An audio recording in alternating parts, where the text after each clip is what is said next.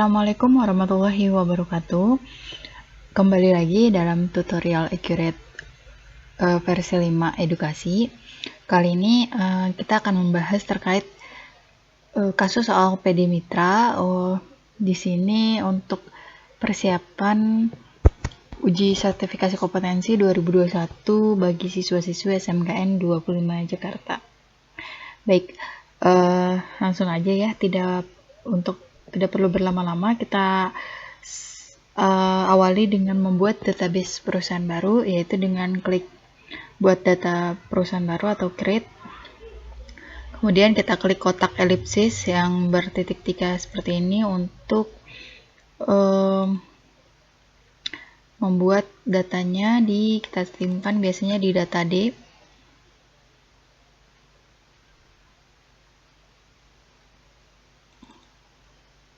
Kemudian kita masukkan namanya, misalnya di sini kita buat PD Mitra spasi nama masing-masing.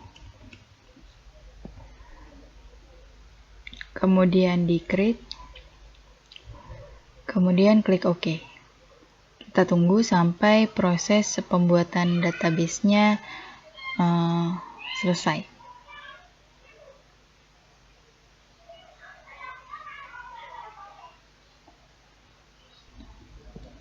Setelah proses pembuatan database-nya selesai, kita diarahkan ke jendela daftar atau login. Kita masukkan username dan password-nya supervisor. Kemudian akan muncul tampilan persiapan singkat. Kita pilih bahasanya, kita pilih bahasa Indonesia boleh, bahasa Inggris juga boleh. Klik lanjut, kita buat pakai persiapan mahir. Oke, kemudian klik lanjut. Kita masukkan informasi mata uangnya. Nama mata uangnya adalah rupiah. Kemudian nilai tukarnya 1. Negaranya Indonesia. Simbolnya adalah rupiah. Kemudian klik lanjut. Kita masukkan nama perusahaannya. Kita samakan aja dengan nama filenya. PD Mitra spasi nama, supaya bisa membedakan file yang kalian buat dengan file teman kalian. Oke, kita tampilkan seperti ini supaya kelihatan soalnya. Nah, masukkan alamatnya Jalan Irian Barat nomor 47 Bandung. Kemudian untuk tanggal mulai tutup buku, kita lihat di soal di neraca saldo. Neraca saldo yang tersedia adalah per 30 November 2020. Maka kita isi 30 November 2020. Untuk tahun fiskal, kita masukkan 2 digit terakhir dari tahun di tanggal mulai tutup buku, yaitu 20. Artinya tahun fiskalnya juga tahun 2020. Untuk default period diabaikan saja, nanti ada informasinya di tutorial lainnya. Kita setelah sampai mengisi tahun fiskal, kita klik lanjut. Untuk keterangan informasi pajak perusahaan, kita isi jika ada informasi yang tersedia. Nomor seri faktur pajak tidak ada, NPWP tidak ada, NPPKP dan lainnya juga tidak ada ya. Kita lanjut aja. Nah, di sini kita ke langkah membuat daftar akun.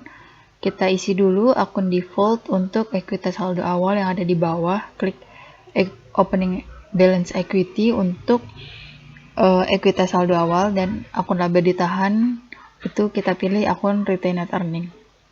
Kemudian selain 2 akun ini yang sudah kita masukkan di akun default, yang lainnya kita hapus.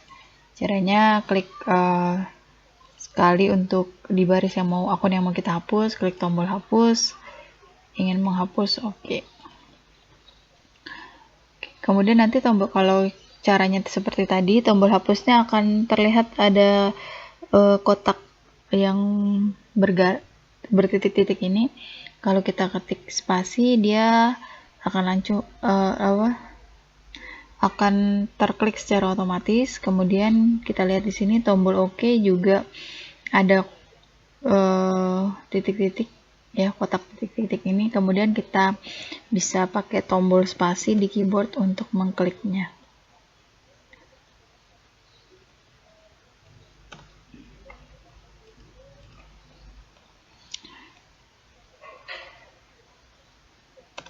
Setelah kita hapus, kita klik di sini untuk import karena kita memiliki file import untuk daftar akun PD Mitra. Nah, di sini akan muncul tampilan tab import akun dari file. Kita open foldernya, kita cari file import Accurate PD Mitra. Kemudian kita pilih file of type-nya diganti dulu jadi Excel supaya dia muncul file Excel 97/2003 yang sudah kita buat. Kita klik yang pertama, account list atau daftar akun PD Mitra. Open, kemudian kita klik ambil data.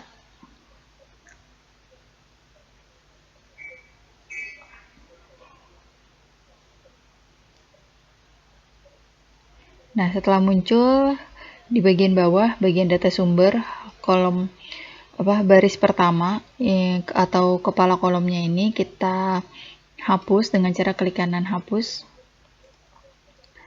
Kemudian kita masukkan, kita definisikan kolom sumber data yang ada di sini dengan definisi kolom yang ada di Accurate. Account number itu nomor akun, account name itu nama akun, balance adalah saldo awal, type adalah tipe akun.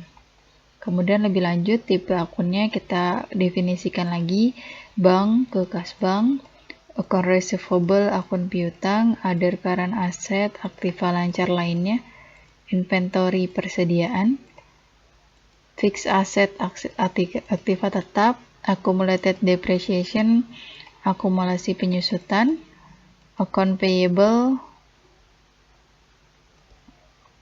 akun hutang, other current liability, hutang lancar lainnya, long term liability, hutang jangka panjang, equity, ekuitas, revenue, pendapatan, cost of goods sold, harga pokok penjualan, expense, beban, other revenue, pendapatan lain-lain, other expense, beban lain-lain.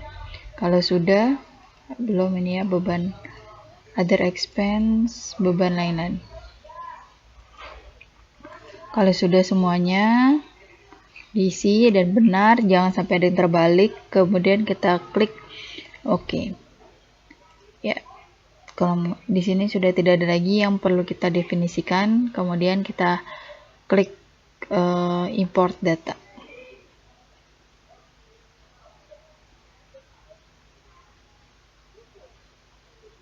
Harusnya ada 41 data terimport.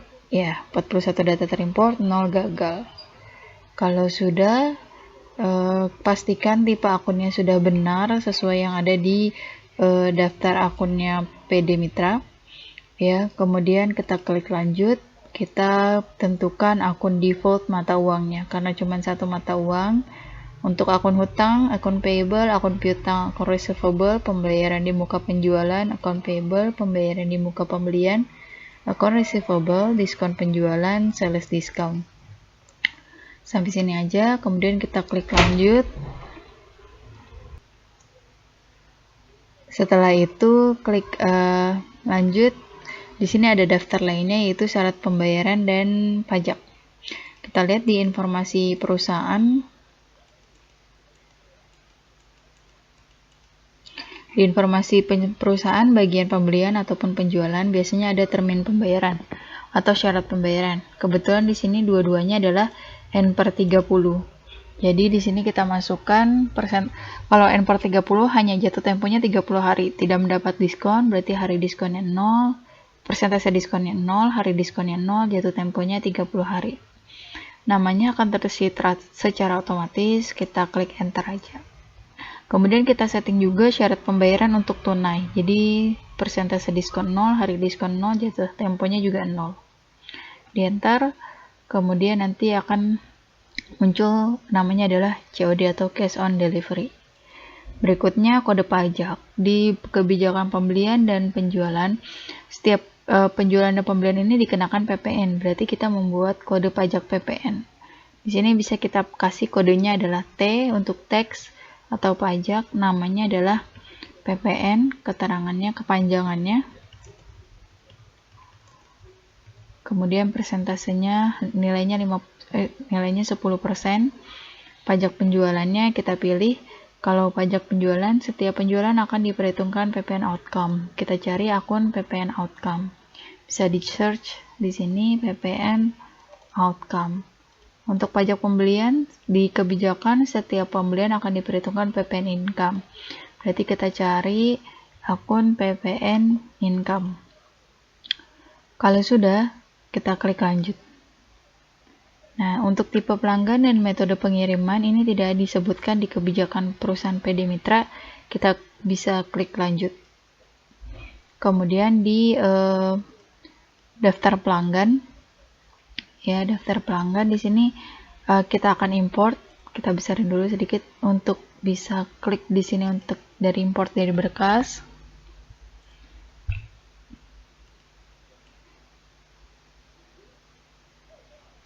Yep. Kemudian nanti akan muncul tab import pelanggan. Kita mau import daftar pelanggan ya. Jadi open folder, file of type-nya kita ganti jadi Excel. Kemudian kita pilih yang customer list atau daftar pelanggan. Kemudian kita klik ambil data. Nah, di data sumber, baris pertamanya kita hapus, klik kanan hapus. Kemudian kita definisikan.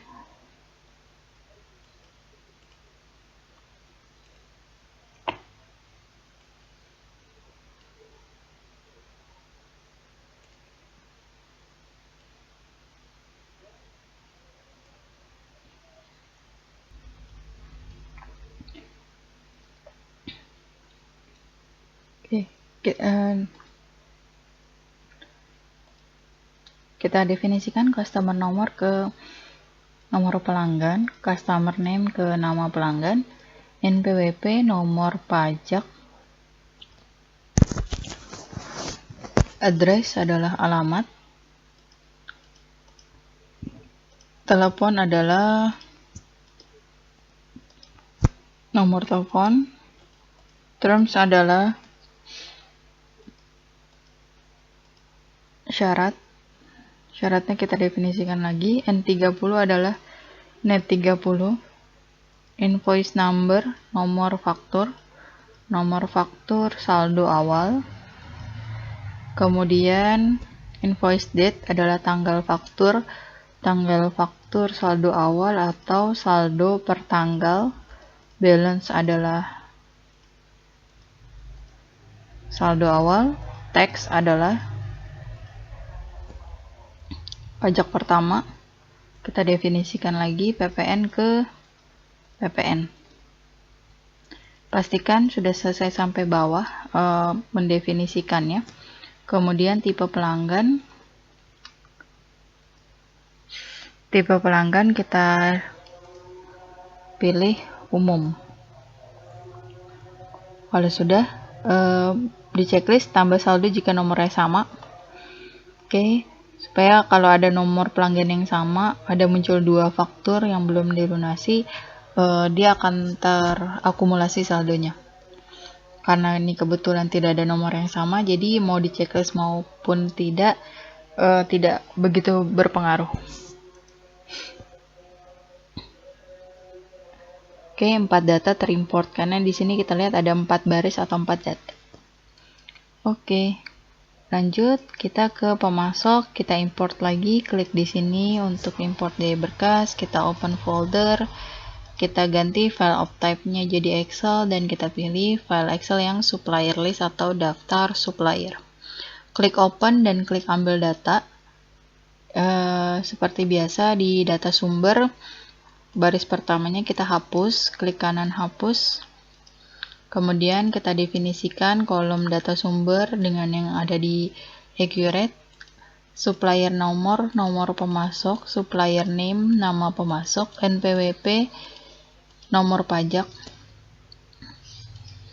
address adalah alamat, telepon nomor nomor telepon, terms adalah syarat. Syaratnya didefinisikan lagi net 30 ke net 30. Invoice number, nomor invoice atau nomor faktur saldo awal.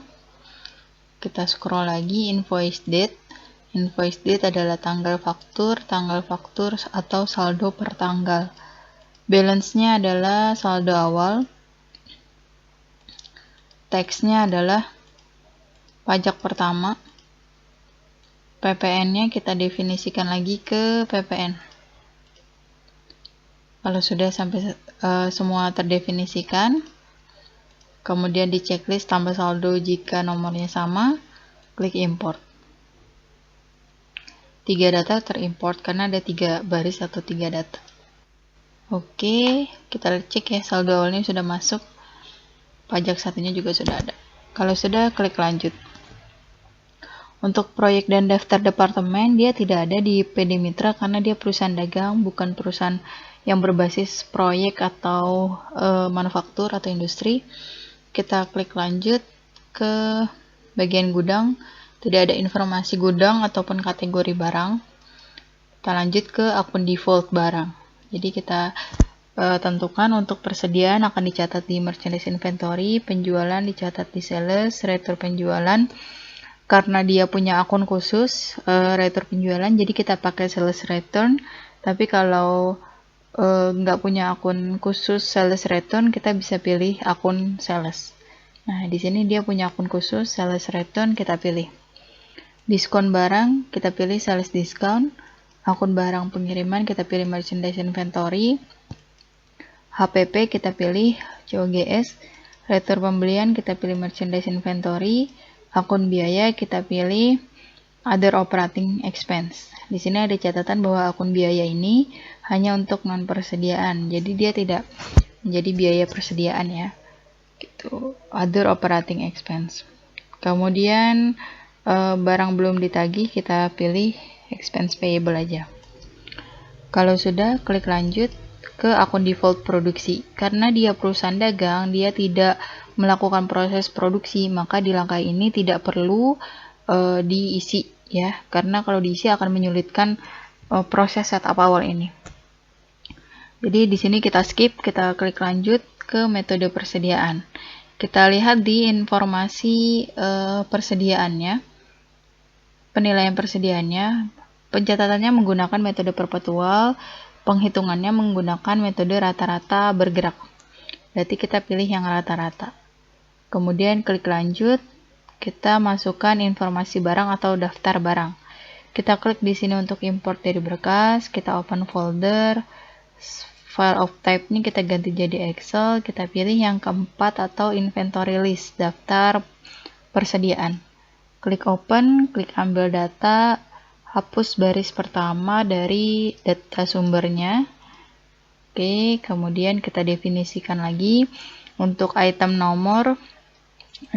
Kita pilih nomor barang, item name kita pilih deskripsi barang, kemudian item type itu adalah tipe barang, tipe barangnya kita pilih persediaan, inventory part kita pilih persediaan.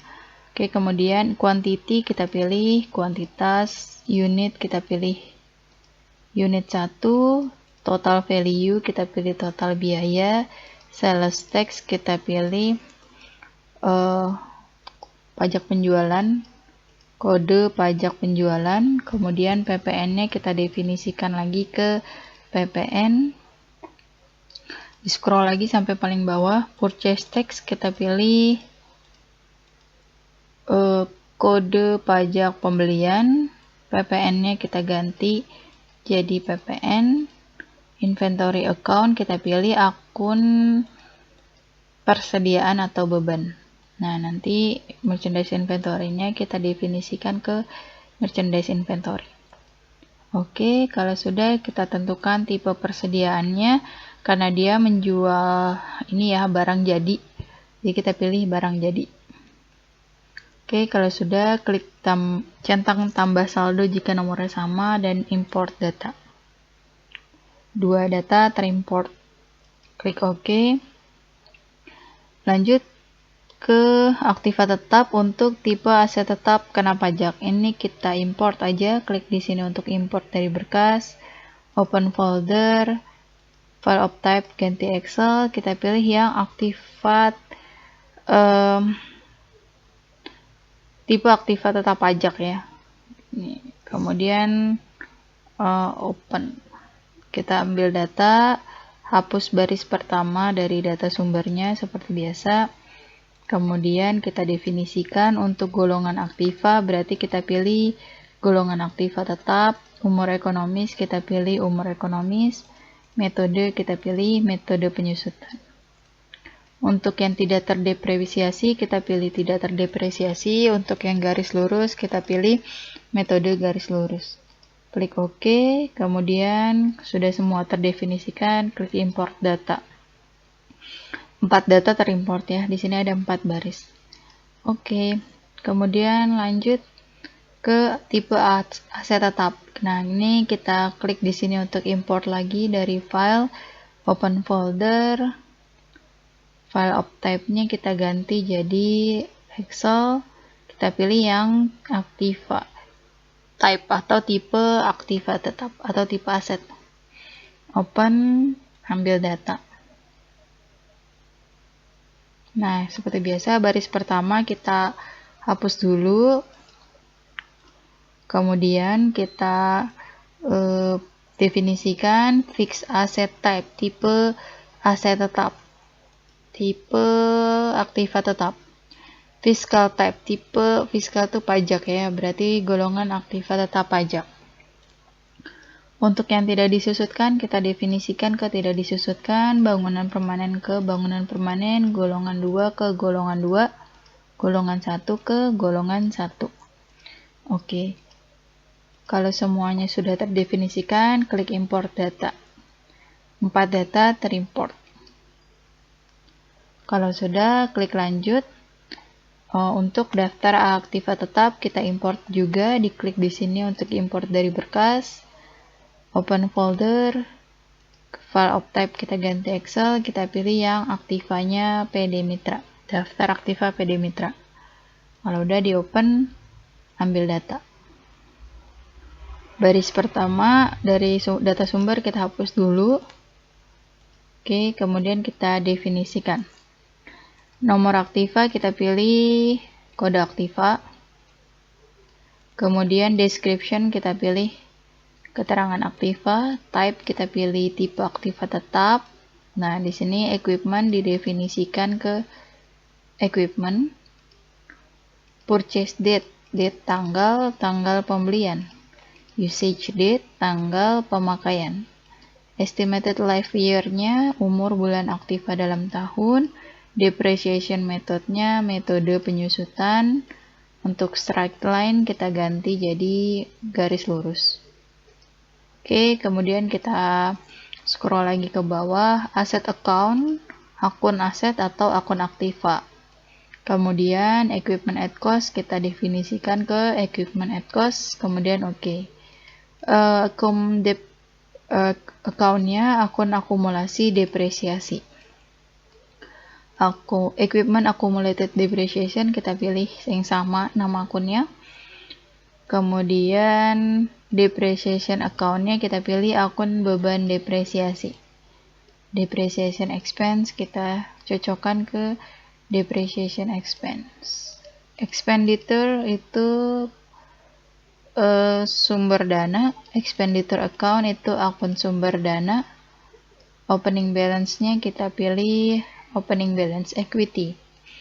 Oke, kemudian salvage value adalah nilai residu. Oke, kemudian yang terakhir fiscal fixed asset, FA itu fixed asset, jadi aktiva tetap pajak. True itu kita cocokkan dengan yang benar. Oke. Kalau sudah semuanya terdefinisikan, tidak ada yang terlewat, kemudian diimport. 1 data terimport. Setelah itu klik lanjut. Ini neraca percobaannya diabaikan saja. Klik lanjut lagi sampai selesai.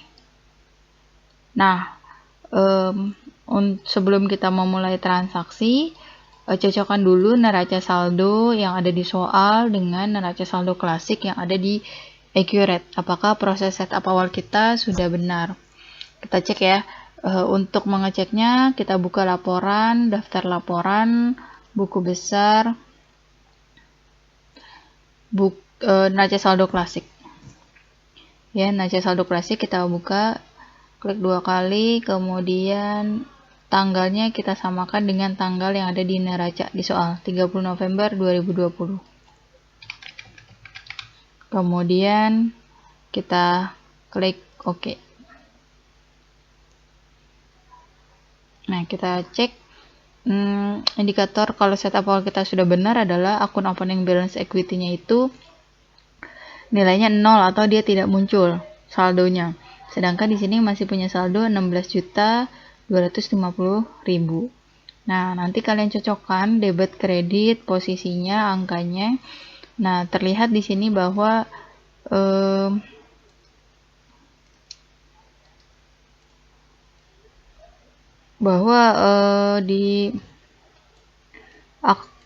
setelah equipment and cost harusnya ada akumulasi equipment akumulasi depreciation. Nah, ini artinya kita belum melakukan proses akhir bulan. Nah, kita lakukan dulu proses akhir bulannya di buku besar, proses akhir bulan, atau bisa juga lewat jalan aktivitas periodik proses akhir bulan. Sama aja tampilannya, kita bikin proses akhir bulannya adalah November 2020. Ya, karena di sini transaksinya neraca saldonya per 30 November 2020. Kita mau ngitung akumulasi penyusutan secara otomatis. Klik OK. Proses akhir bulan telah selesai. Nah, kita cek lagi neraca saldonya, kita klik perbarui atau refresh. Nah, di sini terlihat bahwa kepala 3 atau akun opening balance equity sudah tidak muncul, dan yang tadinya tidak ada akun akumulasi equipment sudah ada muncul. Kemudian saldo neracanya juga 1.242.800.000 sudah benar. Nah, ya inilah langkah setup awal PD Mitra ya sampai di neraca saldo per 30 November 2020. Setelah ini kita siap untuk melakukan proses entry transaksi. Sekian dulu video part pertamanya. Saya tutup. Wassalamualaikum warahmatullahi wabarakatuh.